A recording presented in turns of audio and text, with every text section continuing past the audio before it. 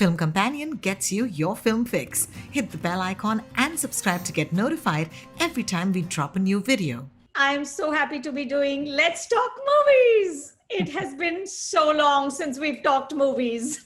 Oh my gosh, so nice. Look at you guys, bright and shiny. Not much has changed, obviously. in the last Your 6 hair months. has changed, Rahul. Yeah, other than a Yes. pandemic in the world, I guess nothing much.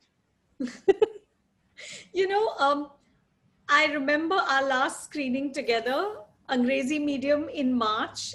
And that was the last time I saw the two of you. And I just want to begin by saying I miss you.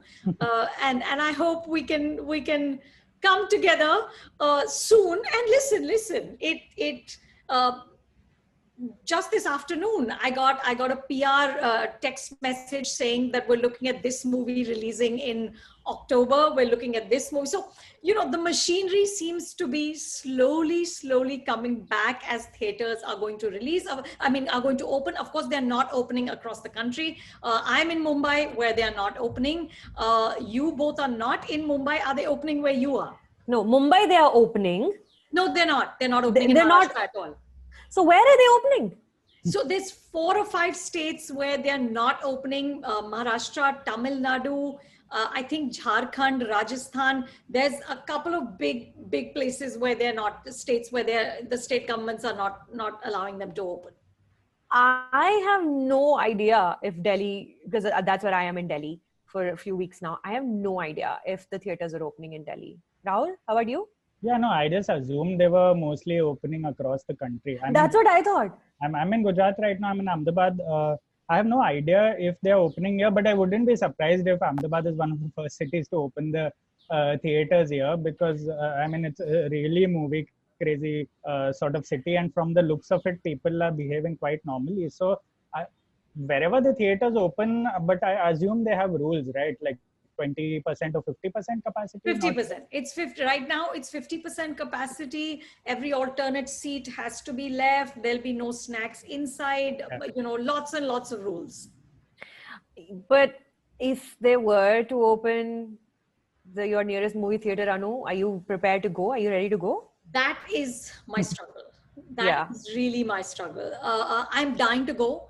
I was just saying to somebody that, I have subscribed to every service possible on the planet. True. There's like 1,000 odd films anytime I want to watch them. And yet, there is just nothing to replace that theater experience. And I am dying to go. Will I go? Honestly, I don't know. My parents are in their 80s. And I would never, ever, as much as I love the movies, I would never want to risk my ability to see them once a week, where we sit socially distanced, where we have socially distanced dinners. It's a tough one. It's genuinely a tough one. It's for me, it's an absolute no-go. I'm at home with my parents. I'm living with my parents now, for at least until Diwali, which is in November. My dad has diabetes and he's a senior citizen, and my mother's almost a senior citizen. So it's not even a question for me right now to go to the theaters. Rahul, how about you? Yeah, I guess it's going to be a personal thing, right? For people across the country, it's about what they're willing to risk. For me personally, obviously, a lot of us, even like myself, go to the cinema halls, not only for the movie, but to escape from what's happening outside. But if your mind is always occupied about how you are in the movie theater, where you're sitting, who you're touching, how you'll get out of the hall, how you'll enter the hall, then you're not doing justice to the movies either. Exactly. There's no point, because I just flew to Ahmedabad last week, and I'm normally one to feel something about flights. I either feel scared or I feel excited. But here I was so worried about if I'll get the virus, who am I touching, wearing the mask shield. So I'm guessing, like the people who were forced to take flights to their respective homes, it's going to come down to how unadulterated your mind is when you go into a hall. If people can put it aside, well and good, because US seems to be operating on some 50% capacity or whatever, and movies have released in other parts of the world. So at some point, I guess it's going to come down to everyone. But personally, I obviously wouldn't go. Even I live with the parents. I wouldn't go for the next few months, but I'll be very interested to see how the distributors and how the producers sort of handle the releases, or if it's viable for them to release big movies in theaters when people might not go to watch them. Correct. Yeah. You know, it's going to be a very encumbered experience to have to sit in a movie theater just worried where your hand was. Have you washed your hand? It's just I would just be checking if everybody's wearing their masks around me, and I just that's no way to watch a film at all. Which brings me to how we've been watching films for the last 7 months now in our own homes, getting screeners. Sometimes when the streaming platforms know they have a good film, they give it to you a week in advance. But when they know ki thoda 19-20 hai, then it comes the night before or the morning of. What's Yeah. that experience been like for you guys? Interesting. You know, I've come to really enjoy that now, that I can fix my time in my day and watch it on my schedule. Even though we are meeting deadlines, we have to get the review out as soon as we can. But if you miss a dialogue, you can go back and hear that dialogue again, which makes me very happy. I'm not texting Rahul or like other people, listen, uska naam Sunny था ना, उसके चाचा जी का नाम, वो चाचा जी भटिंडा के थे कि अमृतसर के थे. Now you can rewind and you can check, which is really nice. And I kind of like this because I am not bothered. There's no one around me. I am really just immersed in by myself, and I'm quite happy. And I hope they continue to send us screeners even when the theaters are open and they're like, "Bahar jaake dekho film." I hope they continue to do this, at least for a while. They will. I'm sure they will, because not everybody is going to be willing to go into a theater. Rahul, what's the experience been like for you?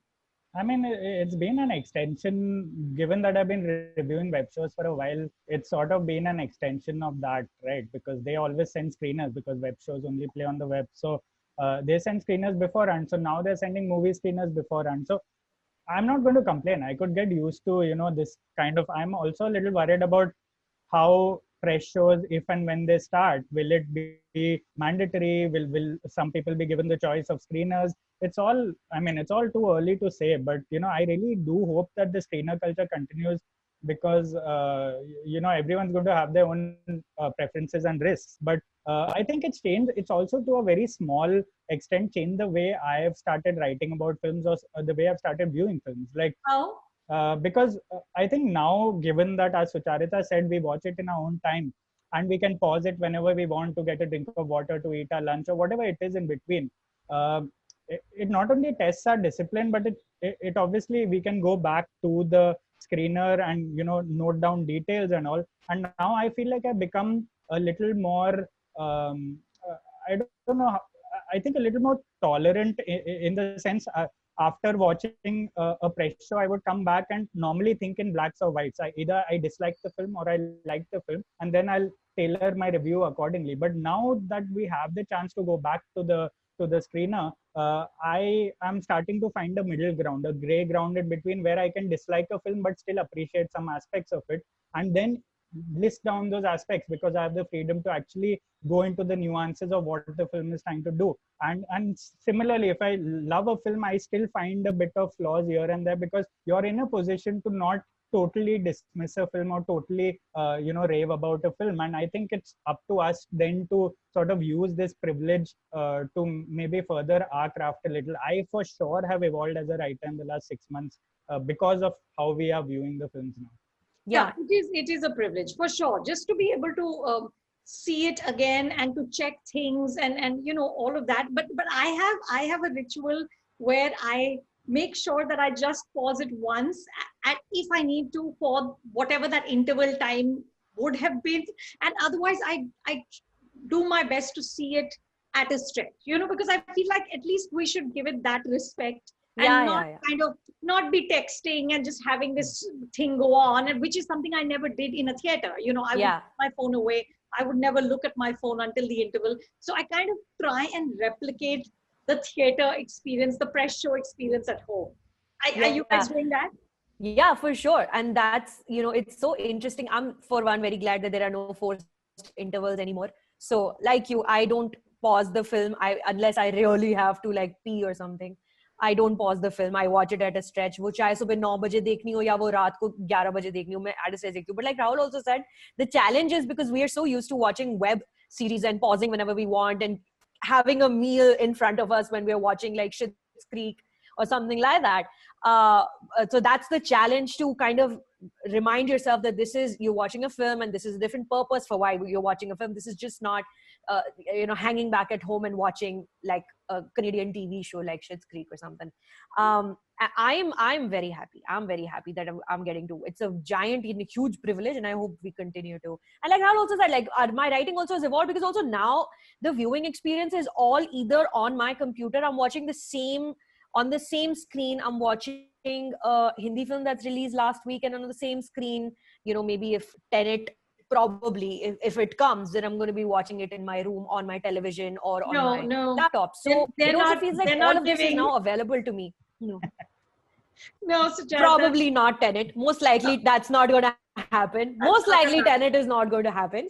But for instance, whatever global cinema that's coming to us to watch, where I'm watching it in my room. So it is a new feeling, and it also because of what's going on in the world with the pandemic and with the politics and everything. So it really, and you're sitting in one room, my whole writing style and my brains and everything have changed in the last 6-7 months. The way I'm absorbing things and then writing how they make me feel.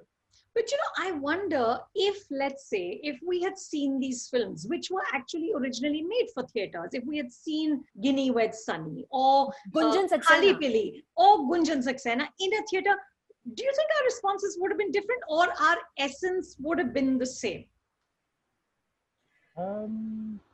Yeah, that's actually a very good question, because I think about that all the time. When I watch the bigger films come out on the streaming platform, I keep wondering after I put out the review if my review would have been the same if I had gone to watch a fresh show the screen. But honestly, the essence, I don't think of our reactions would have changed as much. The core would be the same. The core would be the same. If I disliked a certain film, I'd still dislike it even if I'm watching it on my laptop screen. But I guess it's up to us also at the same time to understand that I guess now cinema has been democratized as a medium, because everything is now available on the small screen. So there's no such thing as a big film can't get away with saying that, oh, we made it for the big screen, that's why it's supposed to be stupid. Now the thing is, there is no excuse like that. And similarly, there's no excuse for people like us who basically had to write it on a Friday morning or watch it on a Friday morning and quickly jot down stuff and then try to do the best we can from our memory under deadline. Now we have no excuses. Similarly, the filmmakers and producers also have sort of been put in an awkward position where they can't really define their genre according to the screen they're playing with. So I guess as a reviewer, I don't think my reactions would have changed, but I'm guessing the films, the way they are being marketed or the way they are being written and all, I'm guessing are going to change or are changing as we speak. Yeah. If anything, I think my reaction and my writing about a film has become a little more focused now, that there is no traveling involved. You're not stuck in traffic. You're not wasting time, or you don't have to wake up at like 6:30 in the morning to make the 7:30 a.m. show. You wake up, you watch it on your laptop, and right away, then you start your research. Right as you're done finishing, you have a sip of water or your chai, and you start your research right away, right after you're watching this. So I think for me, the writing process has become a lot more focused. I find I have more time to do more deeper research and write in a more involved fashion. Obviously, a movie like Gunjan Saxena would have been a different experience watching it in the theater, because of there's flying shots and there's lots of cinematography, the scale of the film. But it was a good film despite having watched it on Netflix. I love the film. It doesn't matter if I saw it on my laptop or on my television screen, or I watched it in the movie theater. So a good film is a good film, and it will remain a good film. All the old films, all the classics, old Scorsese films, we didn't watch those in the movie theaters. We watched them at home, and we love them because they're good films. It's interesting. We've just started publishing on Film Companion Omax list of the top 5 shows or films consumed on OTT. It's of course it is a sort of a guesstimate that Omax is making, but the last week, Serious Men was number 1. which made me so happy that you would. I don't know how that film would have played in a theater. Yeah. Would enough people have come out there to see it, and here it is available to millions of people, and that's very heartening. Do you think we would have been sort of this is the one that I don't know. Am I more patient because it's on streaming and I haven't put in the effort to drive 45 minutes to a theater? Or am I less patient because there's so much choice that if you don't interest me right away, I'm just like, please, why are you boring me? I have 100 other films I could be watching. What happens when something's on streaming? Yeah, that's an interesting question. I And haven't figured it out. yeah, I don't know if I have an exact answer, but when you see that something is trending on Netflix, you kind of are, like your interest is aroused. You want to see what that is because there's like a top 10 list every day. And to see, like you said, Serious Men on number 1, Enola Holmes right next to it on number 2, it's a new experience. It's an interesting experience. Yeah. And it's too new right now, I think, but I am here for it. I'm happy about it. Yeah, I don't think we're meant to figure it out, honestly, because there are some movies where we know immediately that this was made for the big screen, so to say, and it was never made for a streaming platform. So obviously we get a little impatient with these films, saying don't waste my time. Mentally you start being like, okay, this is the kind of film on a big screen we'd watch on a Friday morning. Come and just sort of pan the film as soon as possible, because that's how they were made, and that's how they were made to be consumed by the masses, to be an escapist watch for families on the weekend, not a cinematic watch on a streaming platform. So yeah, it's obviously nice to see things like Serious Men and Rata Ke Liye, but at the same time, we know at the back of our mind, like a Serious Men would not have done well in theaters. Rata Ke Liye would not have been accepted the way it has been accepted on streaming platforms, and unfortunately, then those films, if they had opened in theaters, would have been judged according to the box office collection. Correct. Like Son Chidiya, which was for whatever reason was such a brilliant film, but it absolutely tanked for other reasons. But when it came onto the streaming platform, I think Z5 and a lot of people started watching it. So it basically had an afterlife. So here the afterlife and the life have become the same, which I think is a good thing. Also, there's a room that's opened up, because if Serious Men had to release it, there would probably be another film 1 week before it or 1 week after it, and then Serious Men wouldn't get the enough screens, so not enough people would watch it, and eventually people would discover that film when it would come on Netflix 6 months later or a year later. People would watch it on Netflix. So like similarly what happened to Tumbar, like people didn't watch it in the theaters, people discovered it when it dropped on Amazon Prime. So that process is now expedited, and there's more room for films to grow, I think, and I think that's cool. So what have you guys liked in the last couple of months? We watched, like we talked about Serious Men, we watched Ginny Wed Sunny, we watched Khaali Peeli along with Serious Men. Anything that really, sort of stuck to you or made you happy? I mean, over the last few, I've honestly realized I've started liking a lot more films for whatever reason.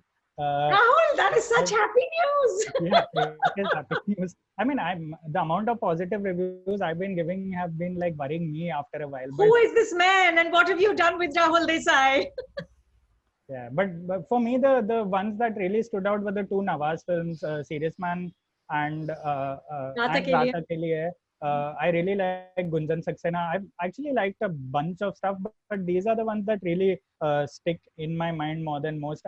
Of course, I didn't like last week's. I didn't like things like Sadak 2 and Khaali Peeli, and even Ginny Wed Sunny, where the actors were sort of better than the film. And there are obviously the run-of-the-mill, obvious problematic films that are going to keep coming. But it's nice that we have more stuff to like than dislike these days. And ever since the first film, I think, which was on Amazon Prime, which dropped, I think was Gulabo Sitabo. Ever since that dropped, I think the overall quality in general, I think the amount of reviewers that have liked more films, I've noticed they have increased, and the amount of films that have been coming out over the last 3 or 4 months, a lot of them have just stayed with me for good reasons. Yeah, that's so great. So critics are going to lose their reputation for being curmudgeonly all the time. No. That is that. No. वो तो taking a dump on film critics is तो it's fine. वो तो लगा रहता है. तो Twitter पे रोज चले जाओ, कोई ना कोई परेशान, कोई ना कोई दुखी होता है किसी ना किसी रिव्यू को लेकर, तो कोई बात नहीं. It's करेक्ट करेक्ट, वो हम झेल लेंगे उसमें. वो तो यार ठीक है यार, we are fair game, कोई बात नहीं, आ जाओ बोल. we can take it, come.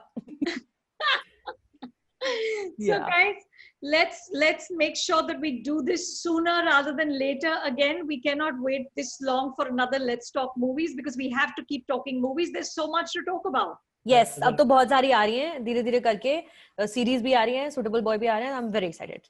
Lots of fun things to talk about. Excellent. So stay safe, and it was so lovely to see both of you.